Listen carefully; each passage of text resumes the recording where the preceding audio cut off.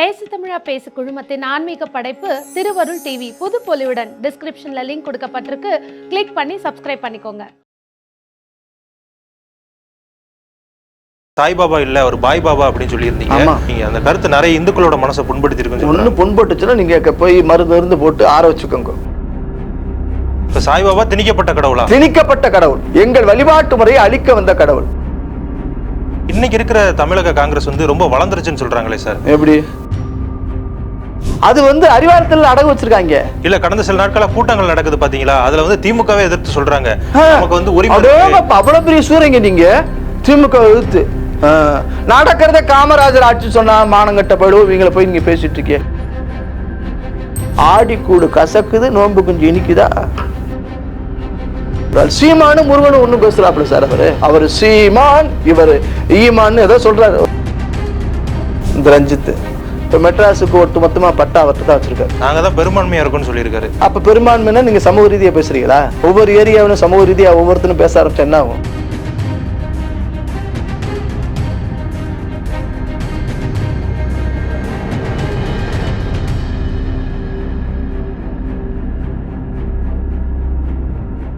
பேசு தமிழா பேசு நேயர்களுக்கு வணக்கம். இன்று நம்முடன் இணைந்திருக்கும் சிறப்பு விருந்தினர் இந்து தமிழர் கட்சியின் நிறுவன தலைவர் திரு ராம ரவிக்குமார் அவர்கள். வணக்கம் சார். வணக்கம் தம்பி. சமீபத்தில் எம்எல்ஏ வானதி சீனிவாசன் அவர்கள் ஒரு அறிக்கை வெளியிட்டிருக்காங்க. அதுல இந்து மத வழிபாட்டு உரிமைகள்ல தலையிடுறத திமுக அரசு நிறுத்திக்கணும் அப்படின்னு சொல்லி ஒரு கண்டனத்தை தெரிவிச்சிருக்காங்க. இதை எப்படி பாக்குறீங்க நீங்க? எந்த ஊர்ல வழிபாட்டு தடை போட்டாங்க? திருச்செந்தூர்ல. ஓகே. திருச்செந்தூர் கடற்கரையில நடக்கக்கூடிய அந்த கடற்கரை ஆரத்தி என்கின்ற நிகழ்வு, கடலுக்கு தீப வழிபாடு செய்யக்கூடிய அந்த நிகழ்வு சில ஆண்டுகளாக தொடர்ந்து நடைபெற்று கொண்டு இருந்தது. அதுக்கு தடை விதித்தது நம்ம ஏற்றுக்கொள்ள முடியாது. அதன் காரணமாக என்னவோ அந்த திருக்கோயிலுடைய இணை ஆணையராக இருந்த திரு கார்த்திக் என்பவர் கடந்த 2 தினங்களுக்கு முன்பு பணிமாறுதல் செய்யப்பட்டு திண்டுக்கலுக்கு பணியில் வந்திருக்கிறார்.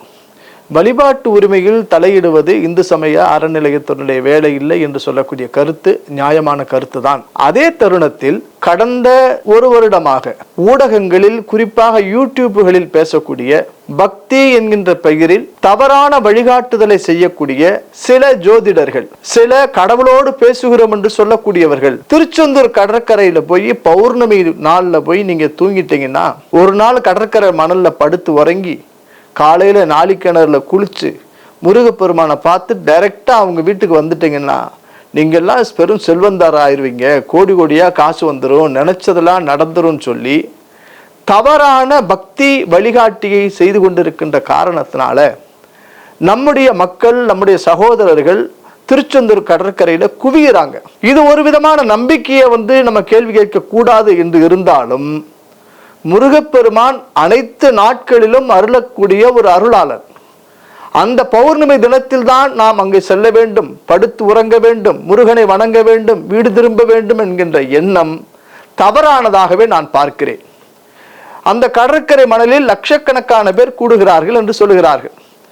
கோவிலின் அருகே கூடிய கூட்டம் கடலா கடல் அலையா என்கின்ற அளவிற்கு அந்த சூரசம்ஹார நிகழ்வுக்கு நடப்பது போன்ற கூட்டம் கூடுகிறது, நான் மதிக்கிறேன். ஆனால் நாளை ஒரு இயற்கை பேரிடர் வந்தால் இதற்கு யார் பொறுப்பாளர்களாக வருவார்கள்?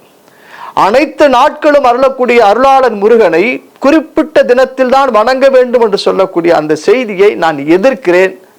இந்த பக்தியை மடைமாற்றக்கூடிய வேலையை தயவு கூர்ந்து செய்யாதீர்கள் என்று வேண்டுகோள் முன்வைக்கிறேன். இந்து மக்களிடம் பக்தி வளர்ந்திருக்கிறது.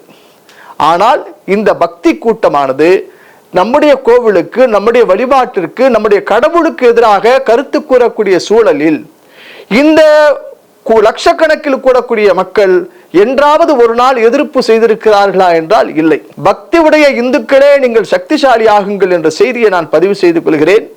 அதே போல திருவண்ணாமலை என்றால் பௌர்ணமி, பௌர்ணமி என்றால் கிரிவலம், பல லட்சம் பேர் கூடுகிறார்கள். ஆனால் அந்த பக்தர்களுக்கு தேவையான அடிப்படை வசதிகள் அங்கு இருக்கிறதா என்றால் இல்லை. திருச்செந்தூர் கடற்கரையை சுற்றி இருக்கக்கூடிய பகுதிகளில் கட்டுமானங்கள் நடந்துகிட்டு இருக்கு. அங்க இருக்கக்கூடிய அந்த மக்களுக்கு அடிப்படை வசதிகளுக்கு சரியான சூழல் இல்லை. அப்படி இருக்கின்ற போது ஒரே தினங்களில் இவ்வளவு பேர் கூடினால் எப்படி அதை சரி செய்ய முடியும்? சரி, கடற்கரை மணலில் படுத்து விட்டால் கோடீஸ்வரன் ஆகிவிடலாம் என்கின்ற எண்ணம், பக்தி மனதிலே இருக்கக்கூடிய அந்த பேரானந்தம் என்று இருந்தால் திருச்செந்தூரில் இருக்கக்கூடியவன் எல்லாம் கோடீஸ்வரன் ஆகியிருப்பானே? நான் பக்தியை குறைத்து பேசவில்லை, முருகனை குறைத்து பேசவில்லை. ஆனால் பக்தி என்கின்ற பெயரால் நடக்கக்கூடிய இந்த தவறான திசைகாட்டிகள், வழிகாட்டிகளாக இருக்கக்கூடிய இந்த செயலை நான் எதிர்க்கிறேன்.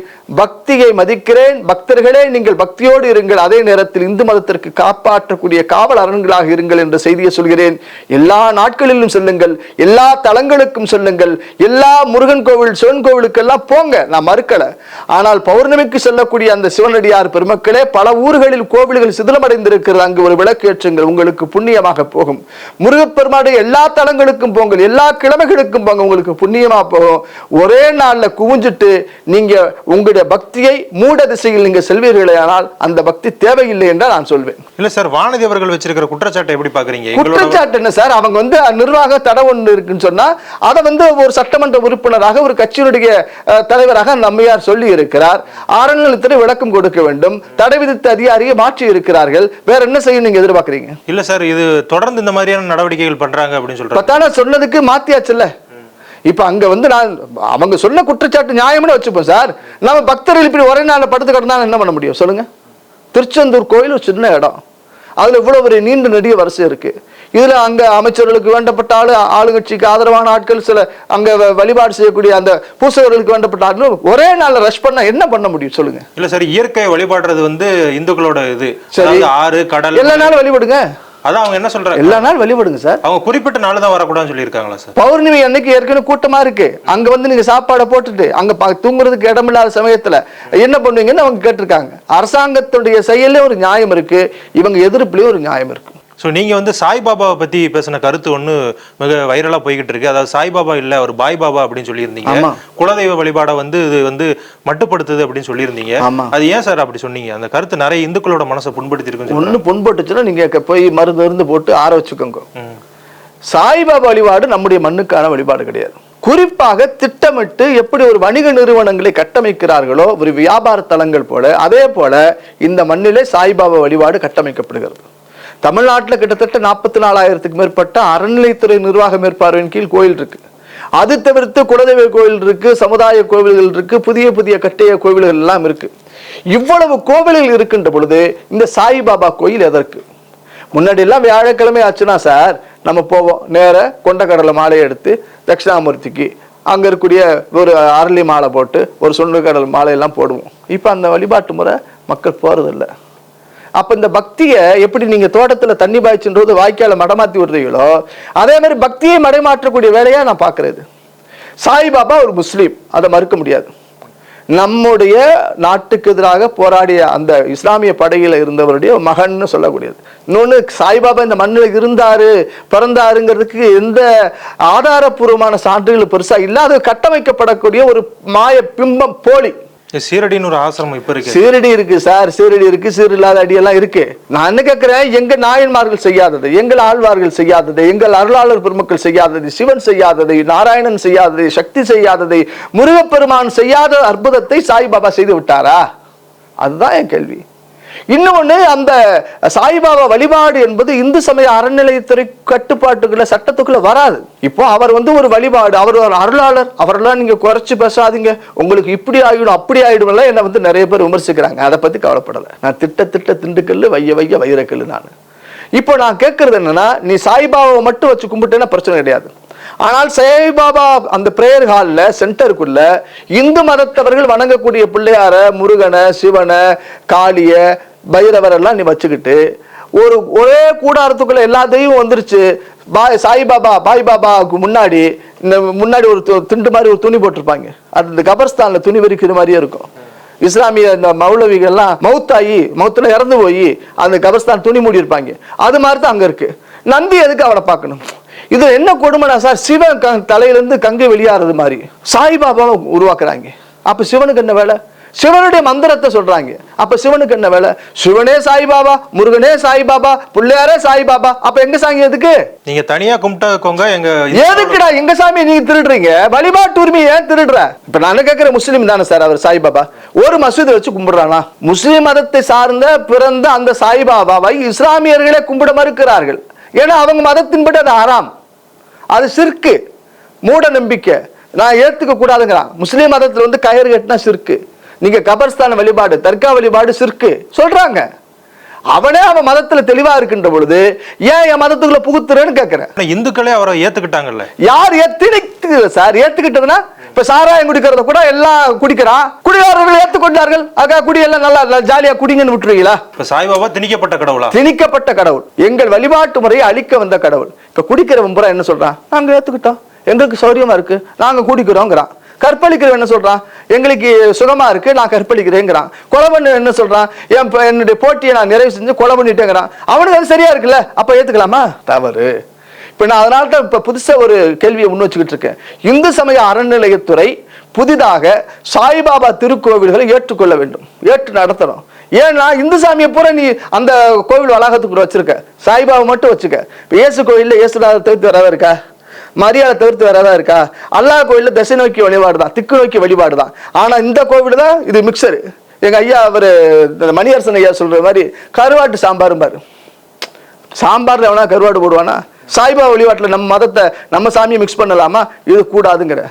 சாய்பாபா வழிபாடு நடந்தா அந்த வளாகத்துக்குள்ள அவன் மட்டும் இருக்கட்டும், எங்க சிவனையே வச்சக்கூடாது.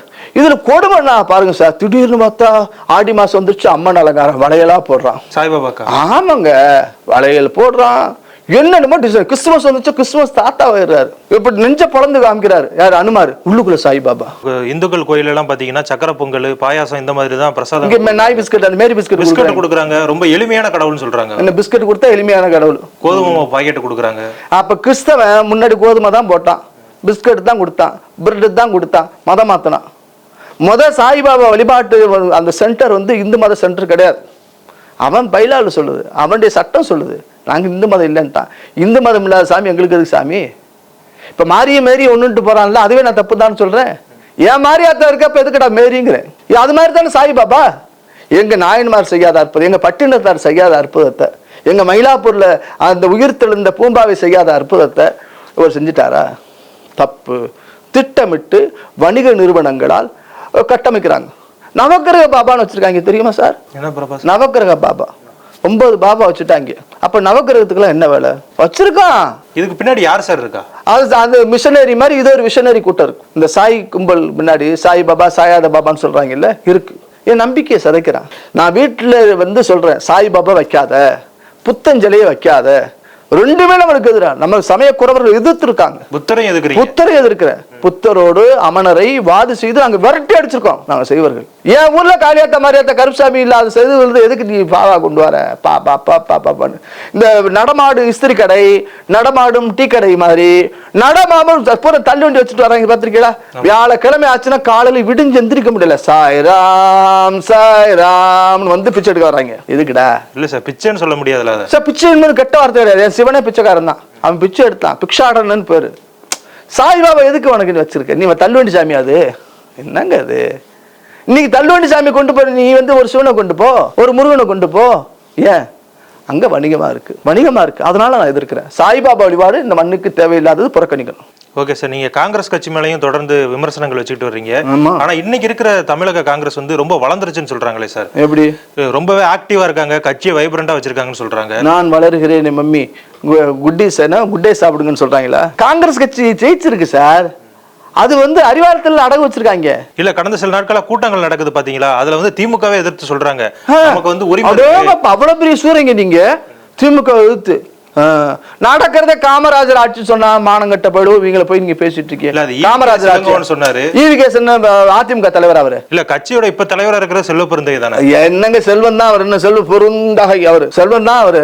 ஆமா, ஈவிகே சிலங்கம் சொன்னார்ல, இப்ப நடக்கிறது காமராஜர் ஆட்சினார்ல. காமராஜர் ஆட்சி நடக்குது. இப்ப கள்ளக்குறிச்சியில 61 செத்தாங்களே, காமராஜர் ஆட்சியில் செத்தாங்களா? ஓட்டு காசு கொடுத்தாங்களே, காமராஜர் ஆட்சியில் நடந்துச்சா?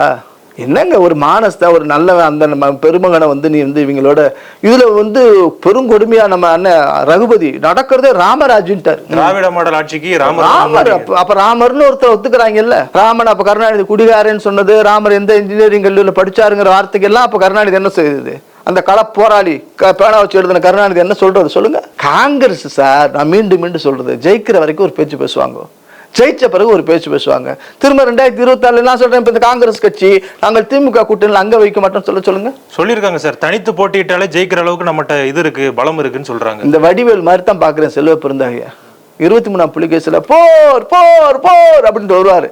கடைசியில் வீட்டுக்கு போய் டண்டனக்கன்னு வெள்ளை கொடி தூக்கிட்டு வருவார் பாரு. படுத்தே விட்டான் ஐயா மன்னா அப்படின்ட்டு. இவங்க தேர்தல் வருகின்ற பொழுது நாங்கள் இந்தியா கூட்டணியில் இருக்கிறோம், நாங்கள் காங்கிரஸ் திமுக ஒன்னா இருப்போம், பாஜக என்ற மதவாத கட்சியை நாங்கள் எதிர்ப்போம்னு சொல்லிட்டு அவங்க அறிவாலயத்திலிருந்து போடக்கூடிய அந்த சீட்டுக்காக இருக்கக்கூடிய ஆட்கள் தான். காங்கிரஸ் கட்சி சுய வளர்த்து இந்த மண்ணில் கிடையாது. நான் கேட்குறேன், இன்னைக்கு கூட ஒரு பத்திரிகையில பார்த்தேன், தினமலர் பத்திரிகையில பார்த்தேன், வரக்கூடிய 26 தேர்தலில் திமுக தனித்து களம் காண போகிறது, கூட்டணி கட்சி எல்லாம் வென்றெடுத்த பிறகு இது திமுகவுடைய வெற்றியாக பார்க்கவில்லை, நாங்கள்லாம் இருந்ததுனால தான், பெரிய கூட்டணியா இருந்ததுனால தான் திமுக ஜெயிச்சதுன்னு கூட்டணி கட்சி எல்லாம் விமர்சிக்குது அப்படின்னு சொன்னாங்க. திமுக அப்படி தனித்து களம் காணுமே ஆனால் தமிழ்நாட்டில் இருக்கக்கூடிய எல்லா கட்சிகள்கிட்ட நான் வேண்டுகோள் வைப்பேன், திமுக தனியா நிக்கட்டும், அதிமுக தனியா நிக்கட்டும், பிஜேபி நிக்கட்டும், எந்த கட்சியும் யாரோடு கூட்டணி இல்லாமல் ஒரு தேர்தல் சந்திப்போம். அப்ப எந்த கட்சி ஜெயிக்குதோ அப்ப ஒவ்வொரு கட்சிக்குமான சுயபலம் தெரிஞ்சிடும். நீங்க இங்கிட்டு 100 ஓட்டு வச்சிருக்க இருப்பான், இங்க 1 ஓட்டு வச்சிருப்பான், இந்த 1 ஓட்டுக்காரங்கிட்ட வந்த உடனே என்னாலதான் நீ ஜெயிச்சேன்னு சொல்றதெல்லாம் ஏற்புடையதல்ல. 2026 இருக்கக்கூடிய தமிழ்நாட்டில் இருக்கக்கூடிய அனைத்து கட்சிகளும் தனித்து களம் காண்பதற்கு சரியா தயாரா இருக்கா? நடைமுறை சாத்தியம் இல்லை. அதெல்லாம் ஏன் சாத்தியம் இல்ல? அதான ஜனநாயகம். ஜனநாயகம் தானே சார். நீங்க பெரிய ஆளும் அந்த கூட்டணியில் இருப்பாரு. ஒண்ணுமில்லாத கம்யூனிஸ்ட் தமிழ்நாட்டில் தான் 4 ஜெயிச்சிருக்கு திமுக இருந்ததுனால. வேற எங்கேயாவது கம்யூனிஸ்ட் ஜெயிச்சிருக்கா சார்? அப்படி நின்னா அதிமுக திமுக 2 கட்சிகள் தான் எம்எல்ஏக்கள் இருப்பாங்கன்னு சொல்றீங்க. அப்படி சொல்ல முடியாது. ஏன் பிஜேபி வரக்கூடாதுன்னு என்ன இருக்கு? இன்னைக்கு திமுக அதிமுகவுக்கு மாற்றாக காங்கிரஸுக்கு விட பெரிய கட்சியா பிஜேபி வளர்ந்துருக்கு. இல்ல அவங்களும் கூட்டணி இல்லாம தான் நிக்க போறாங்க. நீங்க சொல்றத பிஜேபி நான் எல்லா கட்சியும் தானே சொல்றேன். ஒரு தேர்தல் நின்று பார்ப்போமே, ஒரு தேர்தலில் தனித்து நில்லுங்க, எந்த வாக்காளருக்கும் காசு கொடுக்காதீங்க, நேர்மையான ஒரு தேர்தலை நீங்க தமிழ்நாட்டில் நடத்தி காமிச்சிட்டீங்கன்னா யாரு பெரிய ஆளுன்னு பார்த்துடலாம்.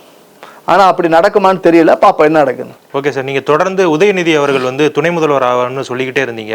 ஆனா இப்ப அவரே சொல்லியிருக்காரு, இது நானே சொல்லல, பாஜகவும் பாஜகவுக்கு ஆதரவானவர்களும் தான் இந்த மாதிரி கருத்தை பரப்பிக்கிட்டு இருக்காங்கன்னு சொல்றாரு.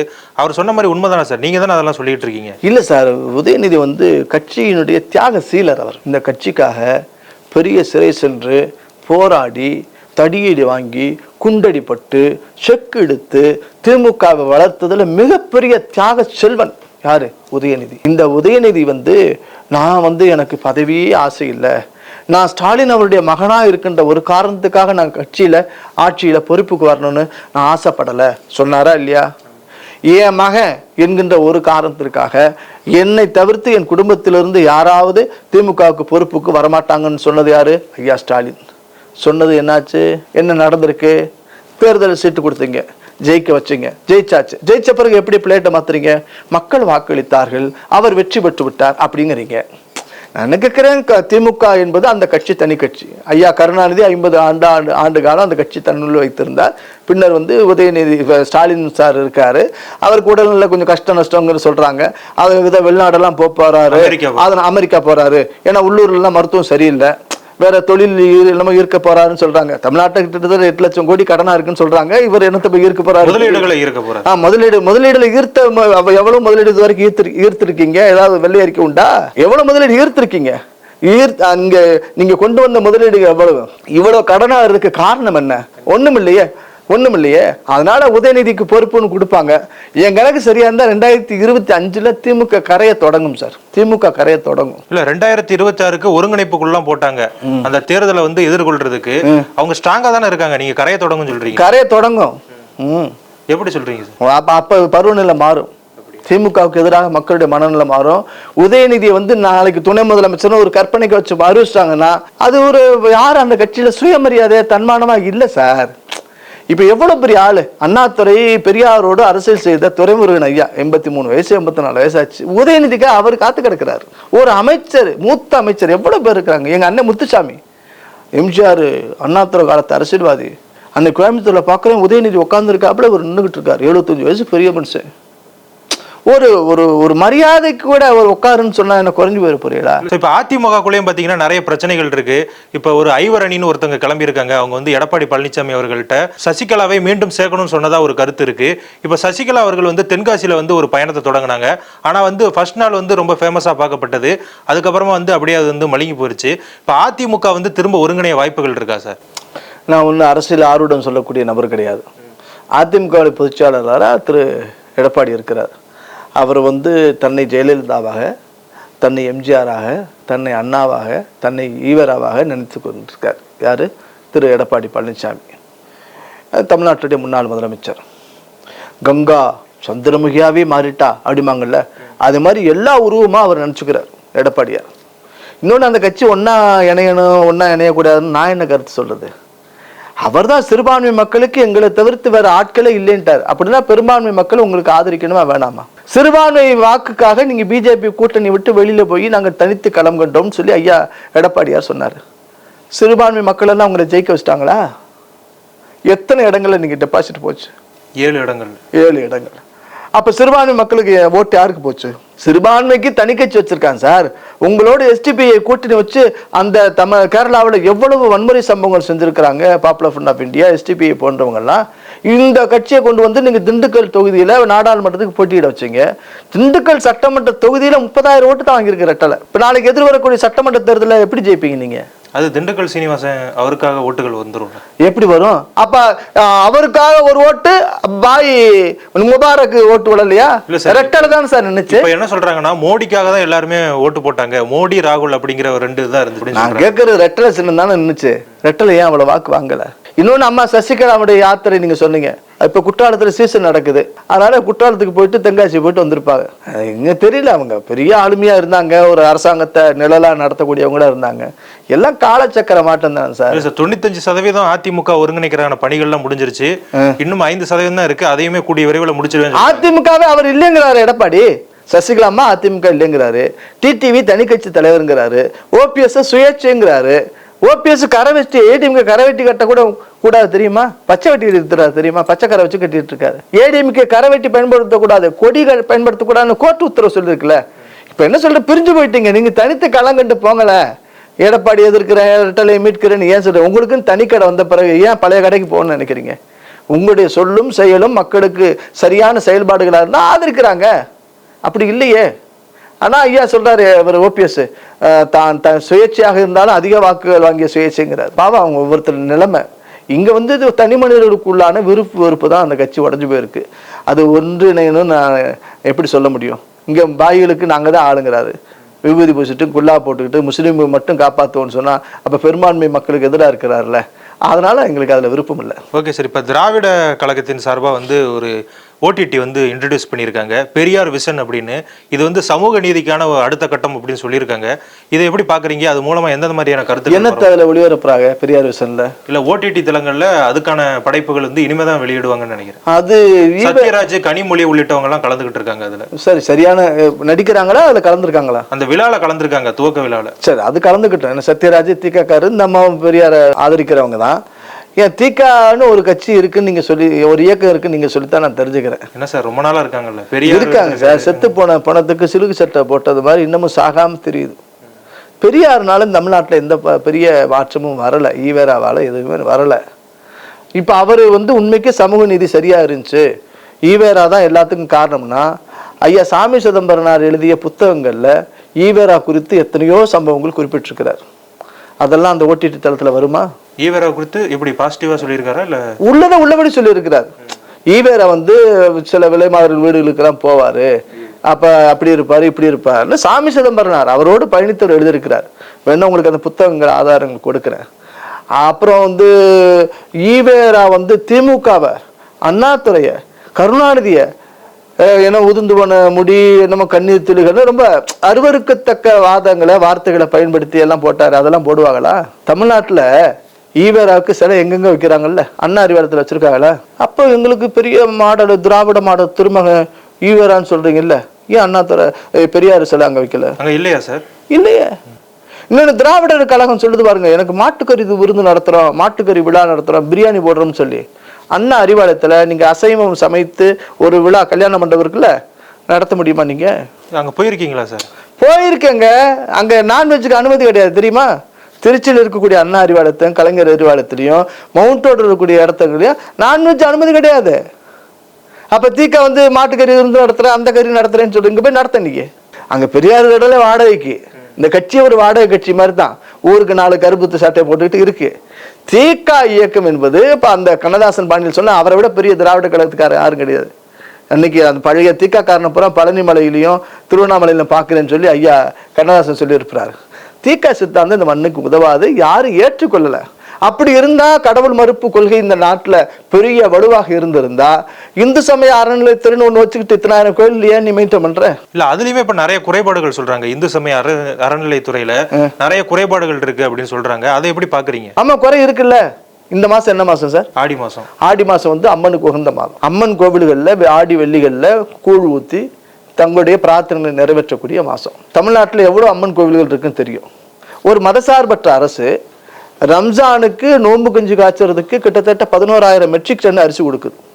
மசூதில இருந்து ஒத்த காசு வருமானம் அரசாங்கத்துக்கு கிடையாது. சிறுபான்மை மக்கள் கேட்டுக்கொண்டார்கள். அவர்கள் வேண்டுகோளுக்கு இணங்க அவர்கள் நோன்பு இருப்பதற்கு கிட்டத்தட்ட 11,000 மெட்ரிக் டன் அரிசி கொடுக்குது இந்த அரசாங்கம், மதசார்பற்ற அரசு. ஆனால் இந்து சமய அறநிலையத்துறை தமிழ்நாட்டில் இருக்கக்கூடிய அம்மன் திருக்கோவில்களில் ஆடி மாதம் கூழ் ஊற்றுவதற்கு கம்பு, கேழ்வரகு, அரிசி உள்ளிட்ட தானியங்கள் ஏதாவது வழங்கிய வரலாறு உண்டா? நீ ஆடி மாசம் கூழுக்கு நீ வரமாட்ட, கூழுக்கு தேவையான தானியங்கள் தரமாட்ட. ஆனா புல்லா போட்டு அல்லா பேர சொல்லி ரம்ஜானு கஞ்சி நீ குடிக்கிறிய. ஆடி கூடு கசக்குது, நோன்பு கஞ்சி இனிக்குதா? ஊறுகாய் எல்லாமே இழுக்குதா உங்களுக்கு? என்னங்க இது சொல்லுங்க சார். மதசார்பற்ற அரசு தானே. ஆடி கூடுக்கு அரிசி விடு, அது கொடுக்கறீங்களே நீனு, ஏன் கொடுக்க மாட்டேங்கிற? அப்ப இந்த அரசு என்ன சொல்லுவோம்? ஆதரிக்கணுமா? நாங்க கிடையாது. சேகர் பாபு இந்து சமய அறநிலையத்துறை அமைச்சரா இருக்கிறார்.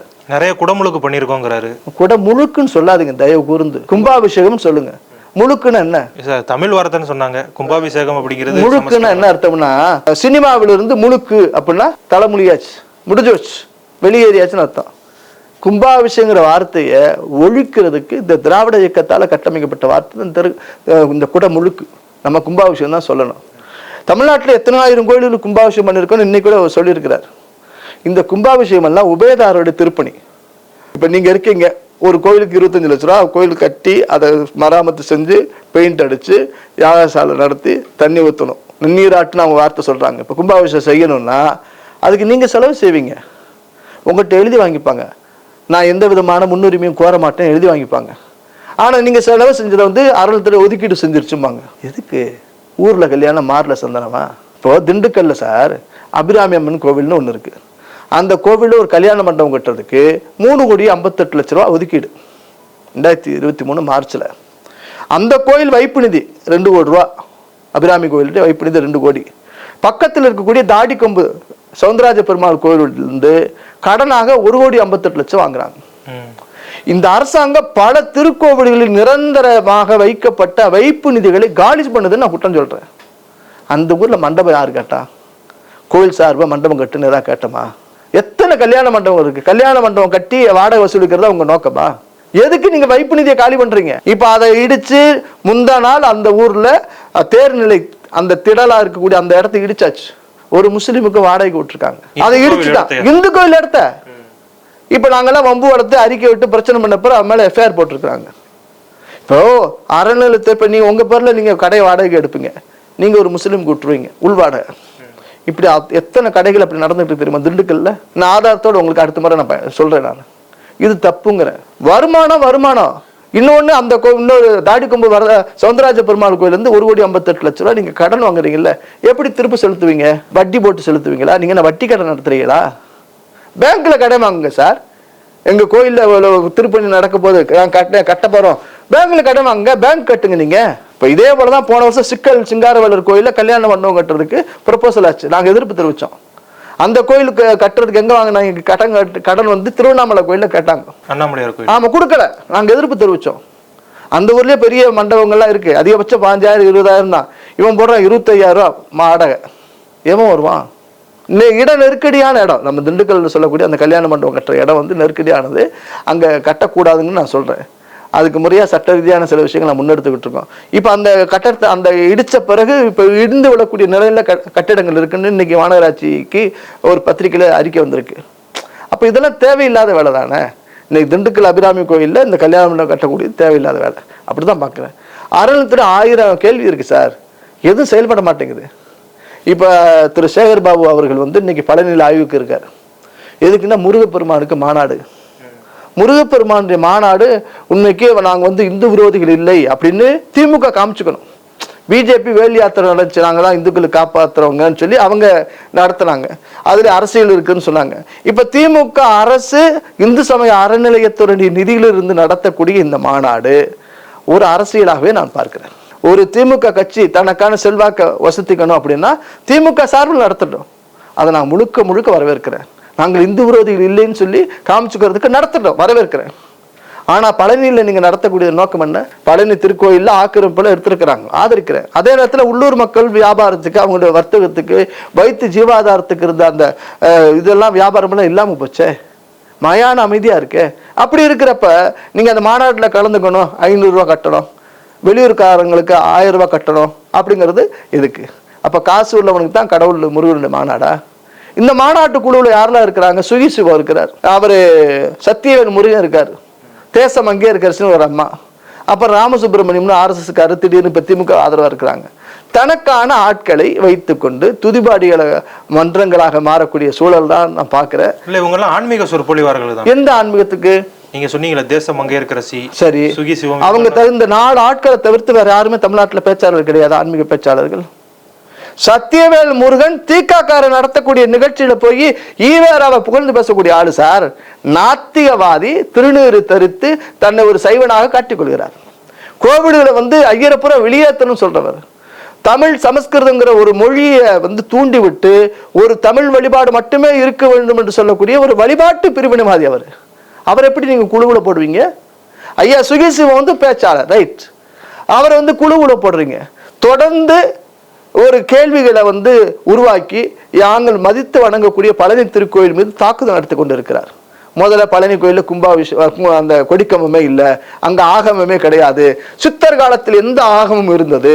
இப்போ சொல்லிட்டார் பழனியில் இருப்பது முருகனே கிடையாது, அவர் சித்தநாதன் போகர் அப்படின்ட்டார். நான் என்ன கேட்கிறேன், தனக்குத்தானே சிலை வைக்கிறதுக்கு என்ன திமுக அவரு? சரி சார், சித்தர் காலத்துல எந்த ஆகமம் இருக்குன்னு கேட்கிறாருல சுகிசிவம். சித்தர் காலத்தில் எந்த அறநிலையத்துறை இருந்தது?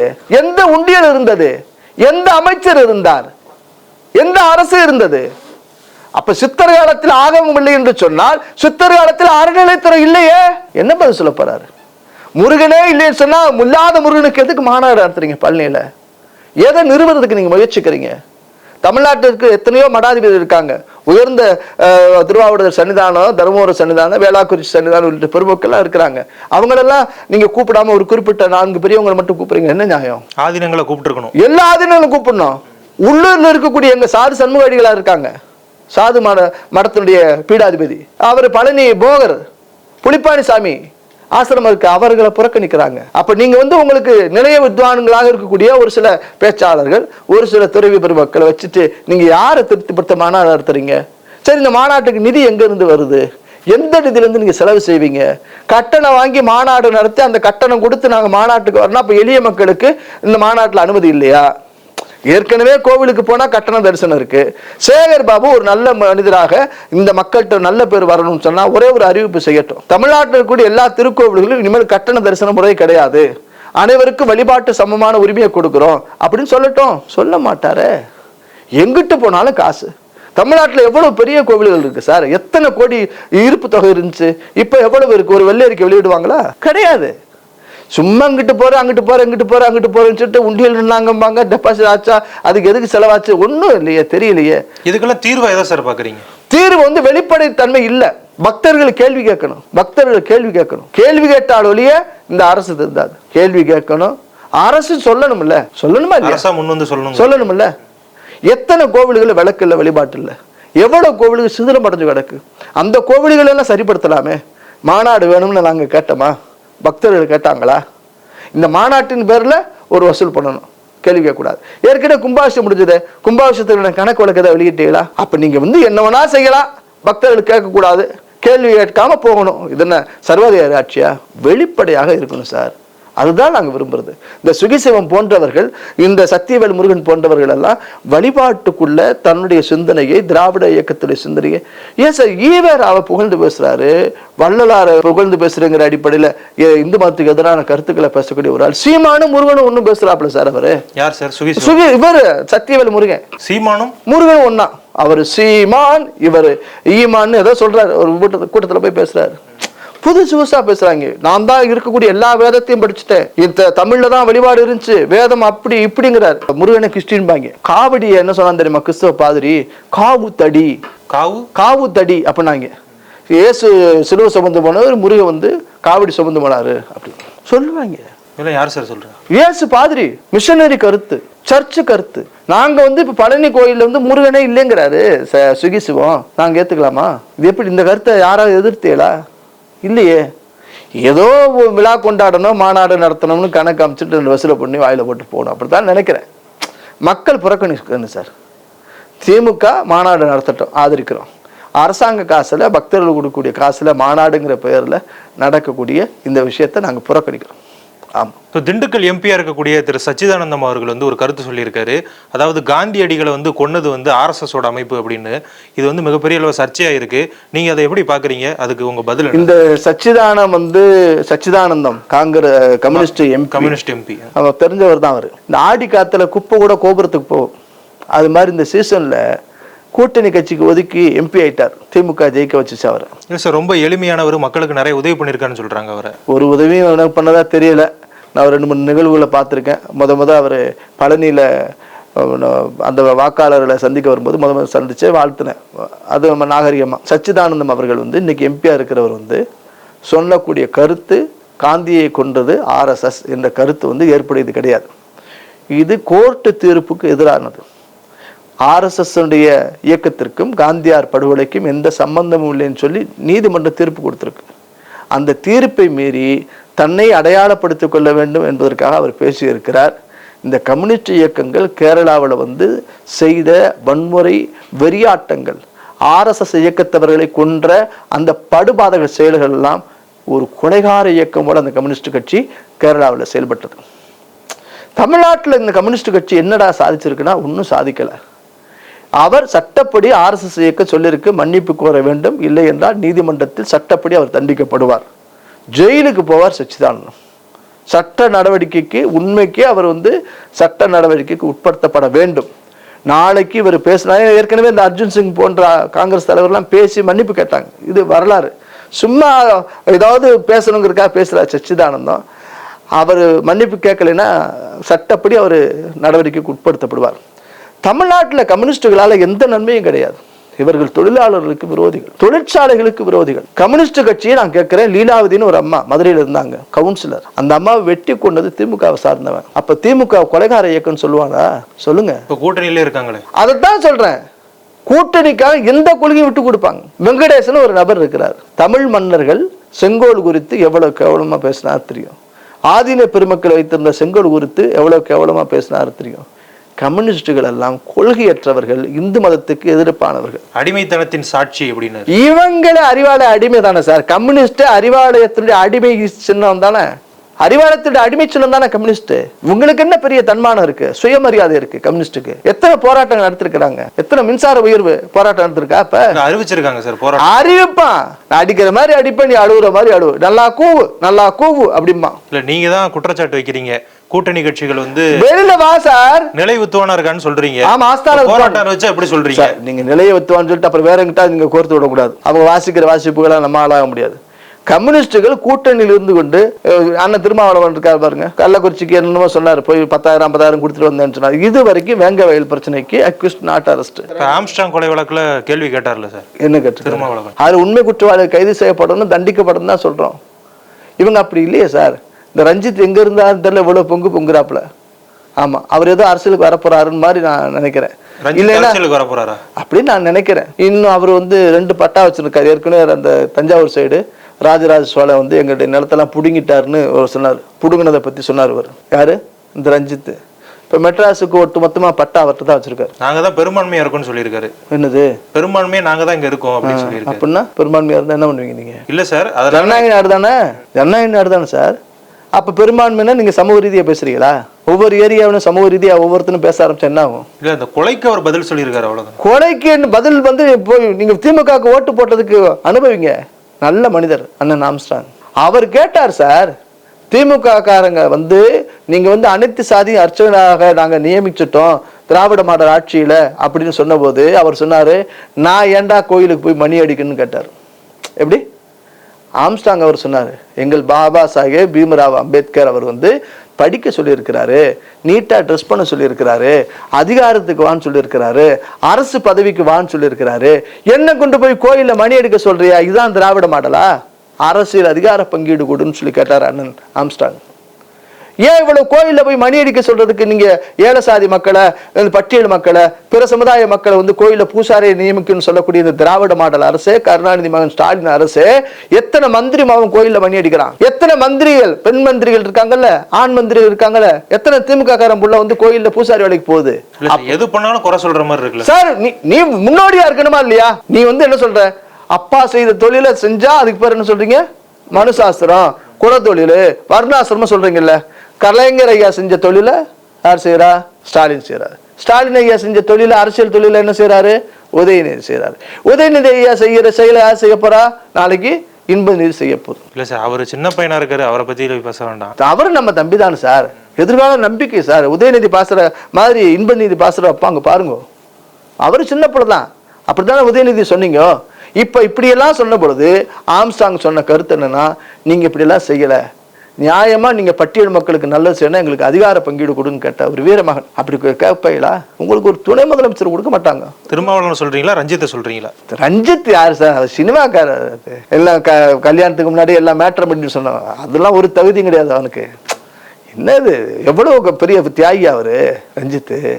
சினிமா அவ்வளவுதான் போட்டு அந்த கறி இந்த கறின்னு சொல்லிட்டு சர்ச்சைக்குரிய கருத்தை பேசுறது, அது ஒரு மிஷனரி திட்டம் தான். விடுங்க, ரஞ்சித்தை பெரியாளாக்க வேணாம்.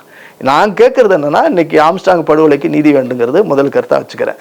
ரெண்டாவது, பட்டியல் மக்கள் எல்லாம் நீங்க வந்து கோயிலில் பூசாரியாக்க வேணாம், சமூக நீதி எல்லாம் வேணாம், அதிகாரத்தை கூடன்னு கேட்கிறேன். திமுகவில் இருக்கக்கூடிய அண்ணன் ஆராசா போன்றவர்கள் வந்து பெரிய எம்பியா இருக்கிறாங்க, ஆனா பெரிய அதிகாரத்துக்கு தமிழ்நாட்டில் வர முடியாது. அவர் தலைவராக சொல்லுங்களேன். இது திமுக தலைவராக சொல்லுங்க. இப்போ ஒரு நல்ல பொறுப்புல தானே சார் தலைவர் பொறுப்பு நல்ல பொறுப்பு இல்லையா? இல்ல சார், தலைவருக்கு அடுத்தடுத்த பொறுப்புகள்ல தலைவருக்கு அடுத்தடுத்து இருக்கட்டும், தலைவர் ஆக்குங்க. என்ன குறைஞ்சி வரும்? பெரிய இவரோட இங்கிலீஷ் பேசுவார், ஸ்டாலின் சாரோட இங்கிலீஷ் பேசுவார், பார்லிமெண்ட் அனுபவம் இருக்கு, அறிவு இருக்கு, எல்லாரையும் அனுசரிச்சு போற திறமை இருக்கு. ஆராசா ஒரு முறை தலைவராக்குங்களேன், திமுக ஆக்குங்க. என்னங்க அது? நீங்க அடுத்த பிஜேபி பார்த்து பேசுறது, ஏடிஎம்கே பத்தி பேசுறதுலாம் இருக்கட்டும், உங்க கட்சியில முதல் செய்யுங்க. சொல்லுதல் யாருக்கும் எளிய அறியவாம், சொல்லிய வண்ணம் செயல் அப்படின்னு வள்ளுவன் சொல்லிருக்கான். அதனால திமுக பேசுறதெல்லாம் சொல்லிக்கிட்டே இருக்கலாம், செயல்பண்டு வந்து அவ்வளவு எளிமை கிடையாதுங்கிறதா என் கருத்தை நான் பாக்குறேன். எங்களோட இணைந்து உங்களுடைய கருத்துக்களை பகிர்ந்ததுக்கு ரொம்ப நன்றி. நன்றியா. உலக தமிழ் சொந்தங்களுக்கு வணக்கம். நான் ராஜவேல் நாகராஜன். பேசு தமிழா பேசு வலையொலியுடைய வளர்ச்சிக்கு நீங்களும் உறுதுணையா இருக்கணும்னு நினைச்சீங்கன்னா இந்த வீடியோடைய டிஸ்கிரிப்ஷனில் இருக்கக்கூடிய ரேசர் பே லிங்கை கிளிக் பண்ணுங்கள். அந்த லிங்க்கில் போயிட்டு உங்களுக்கு விருப்பமான தொகையை பேசு தமிழா பேசுவனுடைய வளர்ச்சிக்கு உங்களுடைய பங்களிப்பாக நீங்கள் கொடுக்கலாம். நன்றி, வணக்கம்.